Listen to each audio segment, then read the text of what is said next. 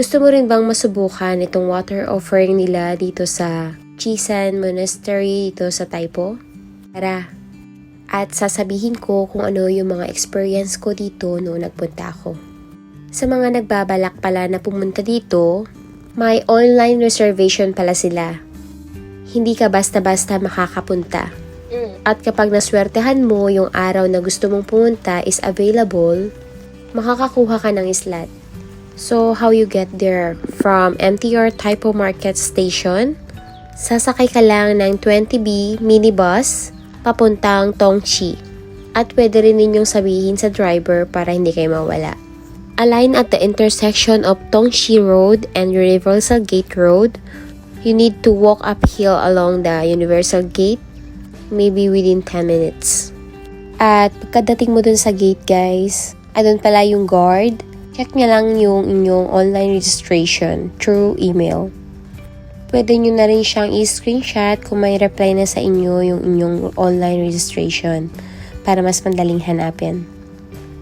At guys, isang paalala pala, dahil monastery to, hindi kayo pwedeng magsuot ng anumang sexing damit. Kasi kahit ako, alam kong bawal. Yan yun naman yung damit ko guys. Pero may mga monghe tayo dyan, or mga guard na nagbibigay ng balabal para takpan ang ating mga sensitibong parte ng katawan. At pag nagpunta pala kayo dito guys, bawal hawakan yan. Please lang, wag niyong hawakan. Wag niyo akong gagayahin. And then, monastery is a spiritual experience. Bawal tayong mag-ingay doon during our visitation. Konting kaalaman about Chisan Monastery. Nagsimula ito noong 2003. And it was complete more than 10 years later. And Chisan Monastery is a Chinese Buddhist monastery established for the prevention of the inheritance of the Dharma preached by Sakya Muni Buddha. And the architect style is inspired by the solemn and elegant style of Tang, Northern Song Liao and Jin dynasties, which existed over a period about 600 years beginning in the 7th century. And the monastery appropriates elements of nature in its planning as well. Chisan Monastery is famously known for its stunning 76-meter tall white Yuan Yin statue. So, ayan na nga guys. Pagkapasok namin, kumuha kami ng mapa. At itong mapa na to ang mag-guide sa amin kung napuntahan na ba namin lahat ng bawat sulok ng Chisan Monastery. At bawat lugar, kailangan mong lagyan ng stamp ang nakuha mong mapa. Ito rin yung nagpapatunay na talagang inikot mo ang buong lugar. Para ka lang nagsi-treasure hunt dito guys. Once you complete all the stamp, magpapatatak ka lang na that you complete the activities. Hindi masasayang ang pagpunta mo dito guys. Kasi unang-una, napaka-solemn ng lugar. Yung nakaka-relax.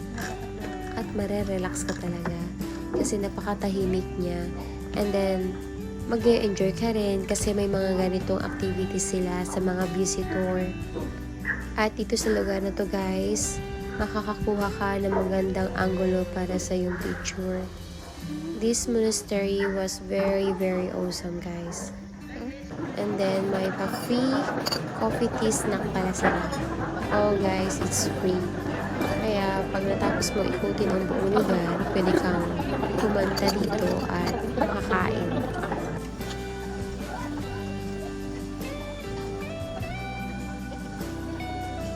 So dito na tayo sa water offering. Ayan.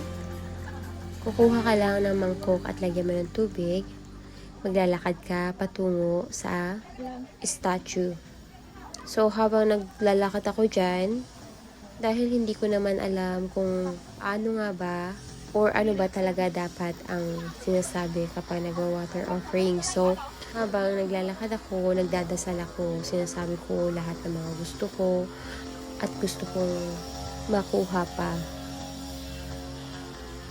Dito sa loob guys, meron din silang museum na pwede kang pumasok at makikita mo yung iba't ibang mga statue. doon pala sa building na yun, doon mo ipapatatak na na-complete mo na lahat ng mga stamp ng iyong mapa. So, ayan guys, ilalagay ko na lang sa comment section kung saan kayo magre-registro. And hope mapuntahan nyo rin itong lugar na ito together with your friends. Thank you for watching guys. God bless. Pinakapain ka?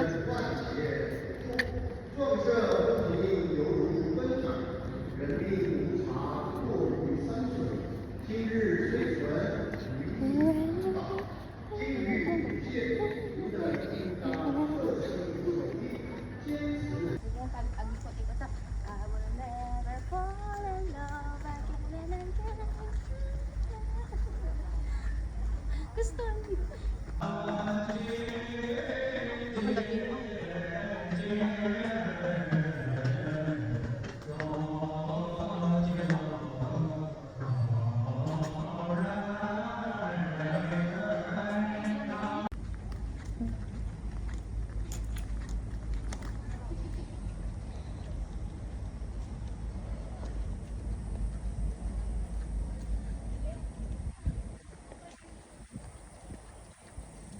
Tapos kit no, ganito, pag may nakita na naman akong ibaong post sa iba, tas wala akong picture, ala, meron palang ganun.